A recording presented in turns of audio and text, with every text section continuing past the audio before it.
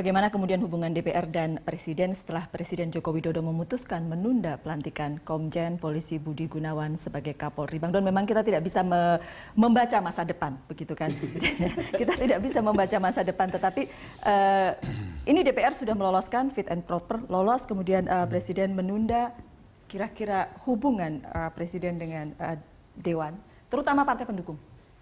Iya, saya kira kalau partai pendukung tidak akan punya masalah dengan yang begini. Yang jadi soal dengan Pak Henry mungkin. Ya. Gak ada pilihan, dia harus mendukung pemerintahan, partai pengusung. Tapi yang menarik untuk saya adalah kalau ada partai-partai yang tanda kutip menjerumuskan Presiden Jokowi kemarin dengan cara menerima pencalonan. Kan tidak terjerumus sekarang ya. Nah, makanya sekarang mereka menunggu bahwa Jokowi terjerumus, tapi akhirnya terpaksa menunda pikiran untuk bisa menjerumuskan presiden, setidak-tidaknya sementara ini. Partai pengusung kan sebenarnya sudah meminta untuk, tidak ada alasan sebenarnya untuk menunda pelantikan, gitu kan Pak Henry? Politik ini kan dinamis. Baiklah. Jawabannya itu loh. Melihat dinamika politik yang berkembang beberapa setelah kemarin, dan beliau mungkin berkonsultasi dengan lingkungan terdekat ya. Termasuk partai pengusung ya? Mungkin ya. Nah, karena melihat dinamika politik seperti itu, perhatikan dinamika politik, maka beliau mengambil satu sikap, mengambil putusan seperti malam ini. Jadi itu harus kita hormati juga, karena itu hak dan kewenangan dari Presiden. Ya, saya yakin juga sudah berkonsultasi dengan partai pengusung, bukan begitu Pak Henry ya? Kalau tidak salah, Pramono Anung sudah datang ke Presiden juga. Cuma sebetulnya kalau kita boleh sedikit berterus terang, sebetulnya kemarin kita melihat sebetulnya ada posisi yang seharusnya kan partai pengusung sepenuhnya mendukung presiden gitu kan. Tapi saya lihat kalau yang kita saksikan kemarin kan partai pengusung sebetulnya termasuk faktor-faktor yang juga menekan presiden.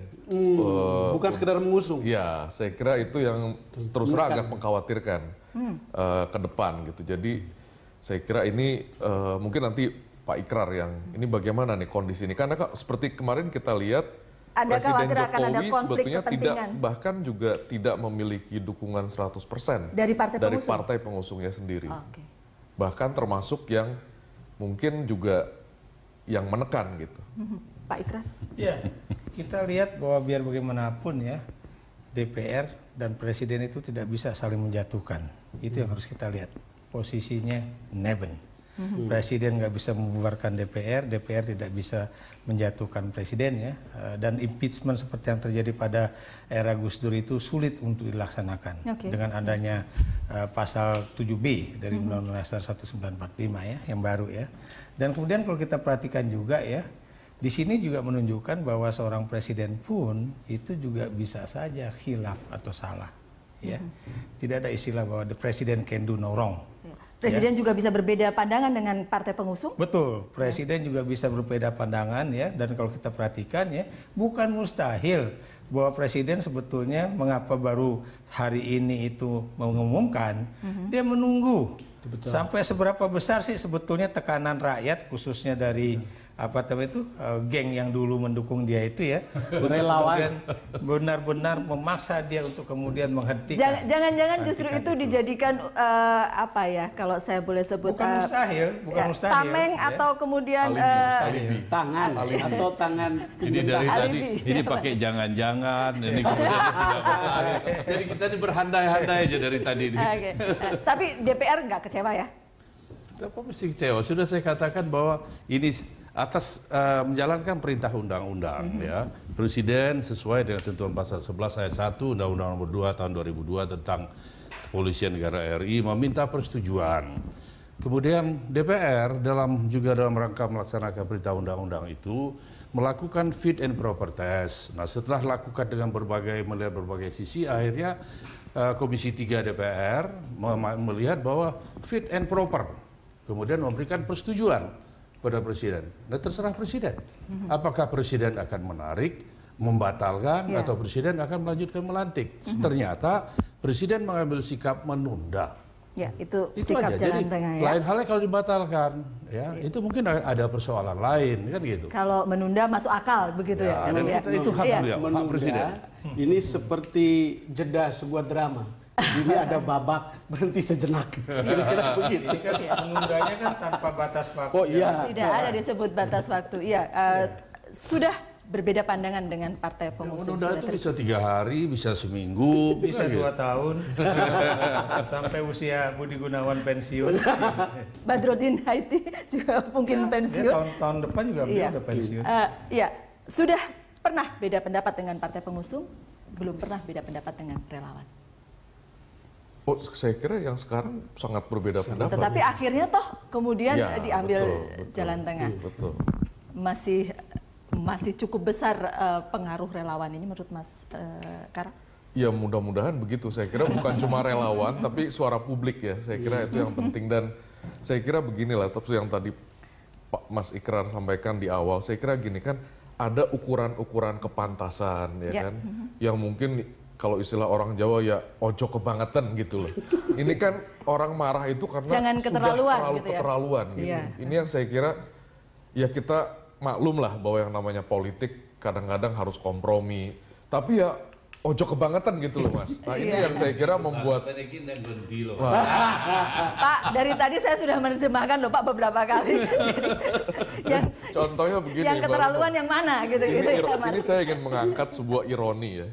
Jadi pada saat kita rame-rame nih soal apa rekening gendut, jenderal polisi, lalu kita kan mendengar tiba-tiba ada sebuah cerita soal Bribda, ya kan, polisi berpangkat Bribda namanya Muhammad Taufik ya, Muhammad Taufik di Jogja yang tinggal di bekas kandang sapi.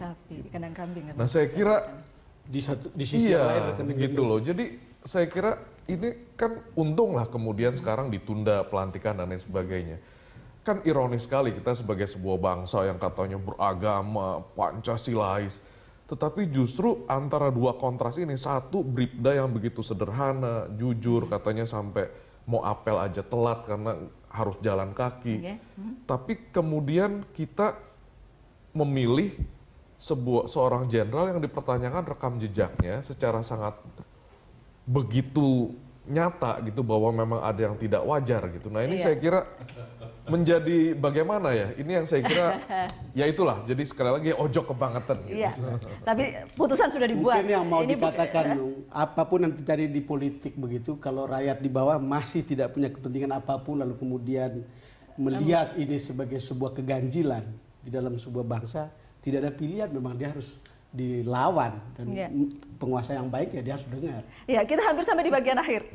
Drama tentang pencalonan Kapolri sudah suspend begitu kata Bang Doni sekarang ini ya, sudah sampai di babak ya jeda walaupun belum ending gitu kan. Saya boleh dapatkan closing statement, konklusi dari Mas Ikrar. Jadi drama saya juga ini ingin mengingatkan DPR ya, bahwa DPR juga jangan punya standar ganda.